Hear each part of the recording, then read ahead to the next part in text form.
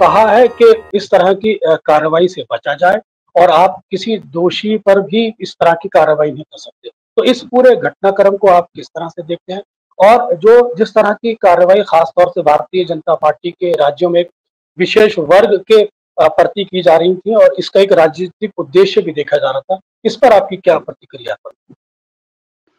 देखिए, मैं बहुत उत्साहित नहीं हूँ।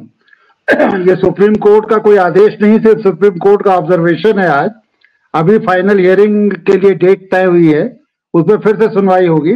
मैं इसलिए निराश हूँ पूरी न्यायपालिका के रवैये को लेकर के, क्योंकि ये बेशर्मी के साथ लगभग हर हिंदी भाषी राज्य में जहां भाजपा की सरकार थी, ये बुलडोजर न्याय दिया जा रहा था।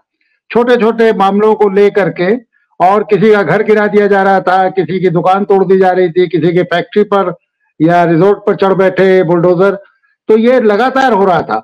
और अब मेरा अनुभव ये है कि इससे छोटी घटनाओं पर स्वतः संज्ञान लेते हैं जो न्यायपालिका के विभिन्न अंग हैं, अलग अलग प्रदेशों में हाई कोर्ट है, सुप्रीम कोर्ट है।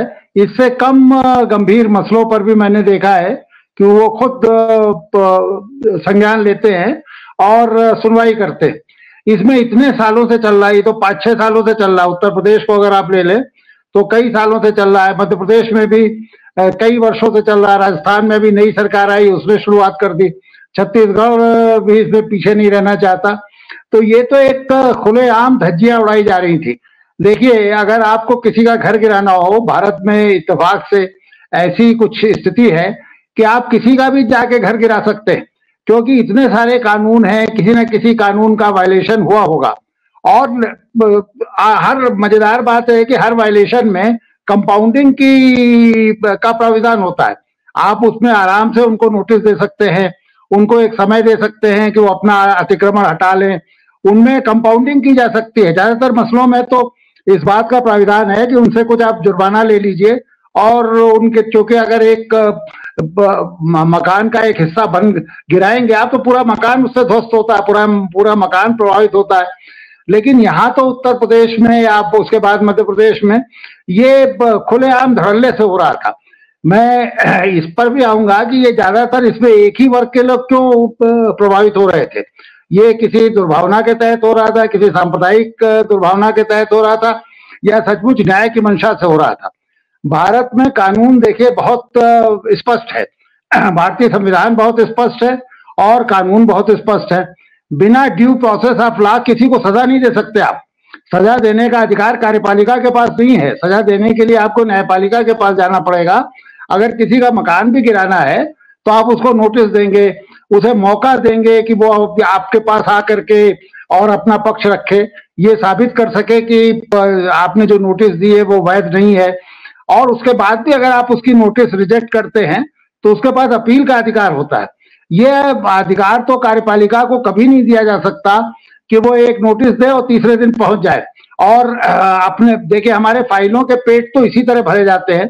आप किसी फाइल पर आप 2 महीने 3 महीने पहले का एक नोटिस लगा दीजिए और लिख दीजिए कि साहब उसने लेने से इनकार किया, उसे घर पर चिपका के चले आए।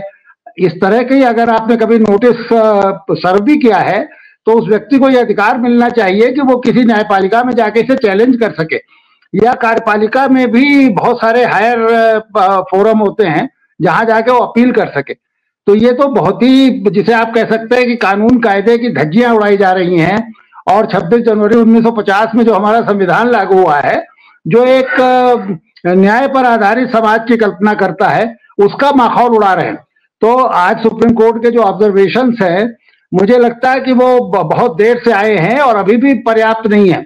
सुप्रीम कोर्ट को आज कहा गया, सुप्रीम कोर्ट ने कहा कि वो एक गाइडलाइंस बनाएंगे। जरूर बनानी चाहिए गाइडलाइंस, और कोई भी गाइडलाइंस कानून का उल्लंघन करते हुए नहीं बनाई जा सकती।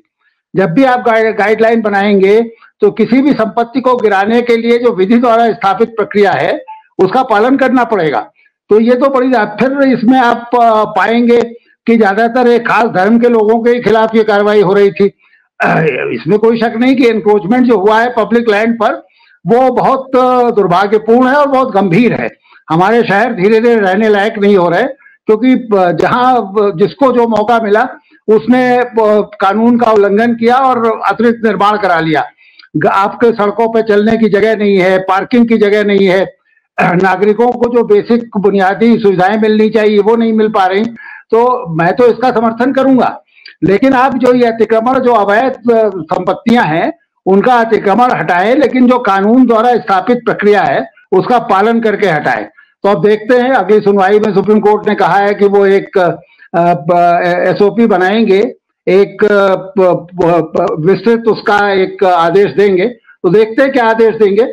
लेकिन मेरा फिर से ऑब्जर्वेशन है कि ये बहुत देर से और बहुत अपर्याप्त कार्रवाई हुई है। न्यायपालिका को इसके पहले इसमें हस्तक्षेप करना चाहिए था, और अलग अलग हाई कोर्ट्स को हस्तक्षेप करना चाहिए था, सुप्रीम कोर्ट को हस्तक्षेप करना चाहिए था। वहां पर उन्होंने नागरिकों को निराश किया है। जी, अब मैं आना चाहूंगा सतीश केसिंग जी के पास। सतीश जी, जिस तरह से बीएन राय साहब ने कहा कि कानूनी प्रक्रिया का पूरी तरह धज्जियां उड़ाई गई, और साथ ही साथ इस मामले में न्यायपालिका ने थोड़ा देर से संज्ञान लिया, क्या आपको लगता है